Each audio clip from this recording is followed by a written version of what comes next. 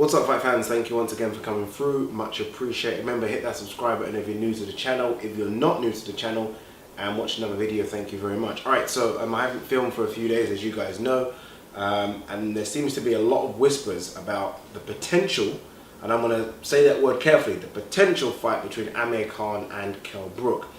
I always think fighting's about timing, right? Big fights are about timing. We as fight fans want to see fights now.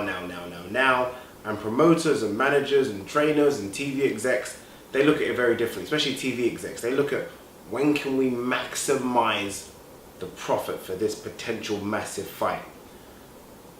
Amir Khan, Kell Brook sailed a couple of years ago. That ship sailed a couple of years ago.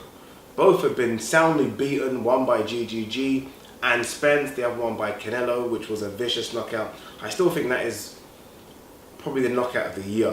When was that? Last year, a couple of years ago? Still knockout of the year for whatever year it was. It was a big knockout. And I just feel like both of those stocks have taken a nosedive.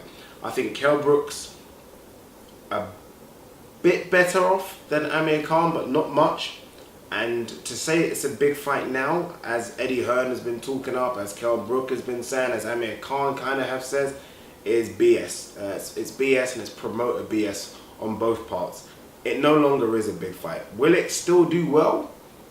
Possibly, but it's almost a case of loser leaves town, and that's why it's not a big fight anymore, because it's a case of if you do lose that fight, I don't know where the loser goes. I don't know. Do they have any options left? Possibly. I think Amir Khan's got a few options left. I think Amir Khan can openly say, look, I got beat by Canelo, I went up a couple of weight classes, really one weight class, and I got beat by him. Let me go back to my normal weight class and see what I can do. Kell Brook, on the other hand, got beat by someone in his weight class. Yes, it was a very good fighter in Errol Spence, but nonetheless he got beat by a guy in his weight class, so it's very difficult. And he's having issues about weight, we know. He's probably talking about going up to 154, although I have heard whispers that he might still try and campaign at 147. And I think he should do that as well. I think there's every chance of him fighting Spence again. And I think Kell Brook, with a proper training camp, and I mean a training camp where he's not trying to bore down from 190, 200 pounds to make 147, but a guy that's trying to come down from maybe 170, could look and could cause Spence serious problems. I think the fight was very, very close to Spence up until around 8 or 9, and then I just think he looked weight drained, and I think Spence just caught up with him. That's not taking anything away from Spence. I just think that when the best fight the best, they could fight 10 times, Brook could win 5, Spence could win 5. So I think Brook stand at 147 makes sense. I think 154, and you'll see the guys fighting tonight, guys. Charlo, Hurd, Trout. There's monsters at 154. So Brook, please do not go to 154 pounds if you want to continue your career. Alright, so what's going on with Amir Khan? Look, Amir Khan still has many options at 147. Danny Garcia's done a big fight, the rematch. Lamont Peterson now is at 147, possibly rematch. He hasn't mixed it in with the likes of Furman and Spence and Porter, and people might say he will get beat by those. Maybe so, but because he hasn't mixed it in, the intrigue is still there. One thing is clear. People might say yes or no about this. Amir Khan is ducking Kell Brook. Has ducked him for years and continues to duck him.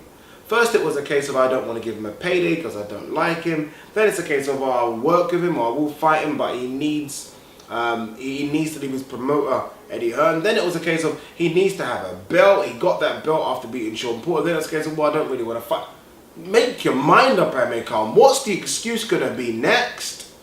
If you want to fight Kell Brook, this is the perfect opportunity to do so. But I honestly do believe that you think you will get beat. I think it's a close fight, but I think you will get beat as well.